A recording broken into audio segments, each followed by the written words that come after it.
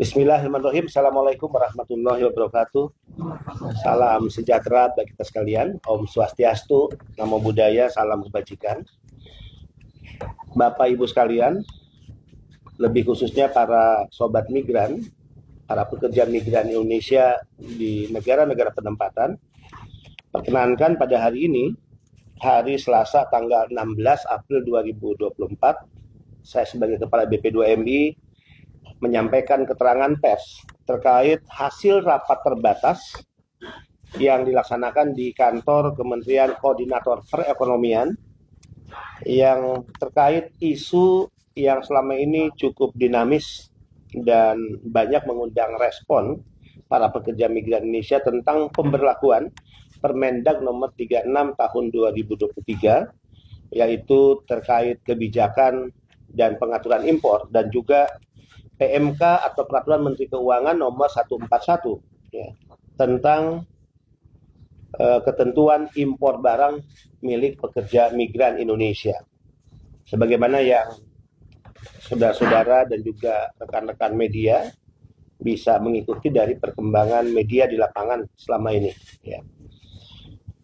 Merespon masalah tersebut, telah dilaksanakan 2 kali rapat di tingkat eselon 1 yang hadir mewakili kementerian lembaga dipimpin oleh Sesmenko Perekonomian, yaitu rapat tanggal 9 April 2024 dan juga rapat tanggal 15 April 2024. Artinya karena masalah terkait barang PM ini masalah yang sangat serius ya, yang juga mengundang reaksi yang beragam di lapangan dan juga tentu ya ingin menjawab harapan-harapan para pekerja migran Indonesia. Tanggal 9 itu adalah hari di mana kita sudah libur sebenarnya, kemudian juga tanggal 15 masih libur, tapi kementerian lembaga tetap ya aktif melakukan pembahasan terkait isu yang sangat strategis dan sangat penting, yaitu tentang barang milik pekerja migran Indonesia.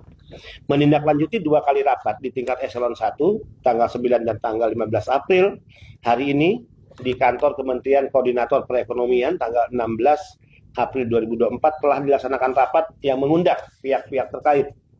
Rapat dipimpin oleh Bapak Dr. Airlangga Hartarto sebagai Menteri Koordinator Bidang Perekonomian Republik Indonesia. Beliau hadir selaku pimpinan rapat, kemudian juga didampingi oleh Sesmenko Perekonomian dan juga para deputi lengkap ya dari Kementerian Koordinator Perekonomian. Hadir juga dalam rapat tersebut Bapak Zulkifli Hasan, SEMM, beliau adalah Menteri Perdagangan Republik Indonesia. Hadir juga Bapak Pahala Nugraha Mansuri, SEMBA, sebagai Wakil Menteri Luar Negeri. Selain saya sebagai Kepala BP2MI yang didampingi oleh para deputi, hadir juga pihak-pihak yang mewakili kementerian lembaga lainnya. Pertama, yang mewakili Sekretariat Negara Republik Indonesia. Kemudian yang mewakili Kementerian Perindustrian Republik Indonesia. Kemudian yang mewakili Kementerian Luar Negeri Republik Indonesia. Kemudian Kepala BPOM hadir secara langsung. Kemudian Direktur Teknis Kepabeanan Dirjen Bea Cukai Kementerian Keuangan Republik Indonesia. Kemudian dari Kementerian Perdagangan, selain Pak Menteri, hadir juga Bapak Arief Sulistyo sebagai Direktur Impor Kementerian Perdagangan Republik Indonesia. Kemudian beberapa staf lain dari perwakilan Sekretariat Kabinet. Kemudian perwakilan Kementerian Pertanian, perwakilan Kementerian Lingkungan Hidup dan Kehutanan, perwakilan Kementerian Koperasi dan Usaha Kecil dan Menengah, ya, dan juga pihak-pihak lainnya yang terkait dengan agenda yang dibahas di Kementerian Perekonomian. Saya ingin sampaikan dalam keterangan pers saat ini, hasil dari pertemuan tersebut, alhamdulillah, ini adalah kabar baik, ini adalah kado istimewa untuk para pekerja migran Indonesia dimanapun di negara-negara penempatan. 1, rapat memutuskan, dan ini disampaikan langsung oleh Bapak Menteri Perdagangan, bahwa Permendag 36 tahun 2023 tentang kebijakan dan pengaturan impor dinyatakan dicabut. Ya. Dan terkait pengaturan kebijakan impor, ya, dikembalikan ke Permendag nomor 25. Sehingga yang kedua, tidak lagi berlaku pembatasan atas jenis dan barang milik PMI. Jadi kemarin di Permendag 36 2023 yang mengatur jenis dan jumlah barang, sehingga otomatis dengan dicabutnya atau ya pada posisi di hold Peraturan Menteri Perdagangan Nomor 36 Tahun 2023 atau dinyatakan tidak berlaku secara implementatif di lapangan, ya maka tidak berlaku juga pembatasan untuk jenis dan jumlah barang milik pekerja migran Indonesia. Jadi yang kemarin sempat mengatur alas kaki 2, kemudian pakaian 15 pieces itu tidak berlaku lagi. Jadi PMI bisa mengirim ya, barang sebanyak-banyaknya sepanjang barang itu tidak masuk kategori barang terlarang. Barang yang dikategorikan berbahaya, barang yang dikategorikan menjadi ancaman bagi lingkungan misalnya. Ketiga, rapat juga memutuskan bahwa pembatasan ya, hanya berlaku untuk nilai atau nominal bea masuk barang, yaitu terkait keringanan pajak atau relaksasi pajak sebagaimana diatur oleh PMK atau Peraturan Menteri Keuangan Nomor 141 Tahun 2023 ya.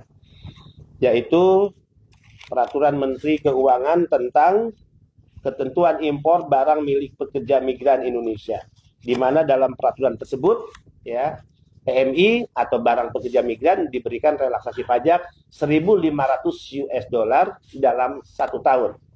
Bisa dibagi dalam 3 kali kiriman atau 1 kali pengiriman atau 2 kali pengiriman ya. Jadi alternatif. Kemudian yang keempat, kelebihan atas barang milik PMI. Nah, jika PMI mengirim barang, tidak lagi ada pembatasan jumlah dan jenisnya. Jadi sepatu tidak lagi dibatasi misalnya 2. Mau ngirim sebanyak-banyaknya itu diserahkan pada PMI. Pakaian tidak lagi dibatasi 15 pieces, sebanyak-banyaknya PMI. Tapi karena pembatasan hanya berlaku untuk nominal pajak yaitu 1.500 US dollar atau 500 US dollar dalam 1 kali pengiriman, maka kelebihan barang yang dikirim PMI, ya kelebihan barang kiriman PMI tidak direekspor atau dikembalikan ke negara di mana PMI bekerja dan tidak dimusnahkan, ya. Tapi barang tersebut masuk dalam kategori umum yang tentu sebagai kelebihan dari relaksasi pajak dia harus membayar bea masuk, ya. Jadi tidak lagi harus dikembalikan ke negara di mana PMI bekerja atau apalagi dimusnahkan. Tapi otomatis kelebihan barang tersebut masuk dalam kategori barang umum yang harus membayar ya bea masuk atau pajak. Kelima, rekan-rekan sobat migran, tarif umum kelebihan barang dengan bea. Nah, tadi ada yang tanya pasti kan. Nah, kalau yang lain dibebaskan pajaknya, kelebihannya karena sudah tidak dibatasi, tidak dilarang lagi, ya masuk kategori umum, itu berapa pembayaran bea masuknya? Selama ini ya yang berlaku umum adalah 7,5% ya dari total ya jumlah barang ya Pak. Dari kelebihan barang. Dari harga barang. Nah, khusus untuk PMI kalau umum kan 7,5% kelebihan barang harus dia bayar bea masuk atau pajaknya. Usulan Pak Menko Perekonomian tadi di state langsung dalam rapat tersebut ya diberikan keringanan kembali sebesar 5%. Khusus barang PMI, umum tetap 7,5%. 6. Usulan BP2MI, jadi BP2MI tetap tadi mengusulkan 1.500 US dollar itu tidak cukup karena kita punya contoh best practice Filipina. Ya, bahkan tadi saya menggunakan bahasa kenapa kita tidak mau jujur ya. Dan kenapa kita tidak malu melihat Filipina? Saya katakan begitu dalam rapat. Filipina itu negara kecil. Tapi bagaimana Filipina sebagai negara menghormati PMI, memberikan relaksasi pajaknya, itu 2.800 US dollar. Sekali lagi 2.800 US dollar. Kita ini negara besar, jauh lebih besar dari Filipina. Masa kita hanya memberikan 1.500 US dollar? Karena rapat tadi tidak dalam konteks mengambil keputusan itu, karena itu harus langsung Presiden, maka Menko Perekonomian Pak Erlangga memberikan dukungan atas usulan BP2MI ya untuk 2.500 US dollar atau minimal 2.500 US dollar.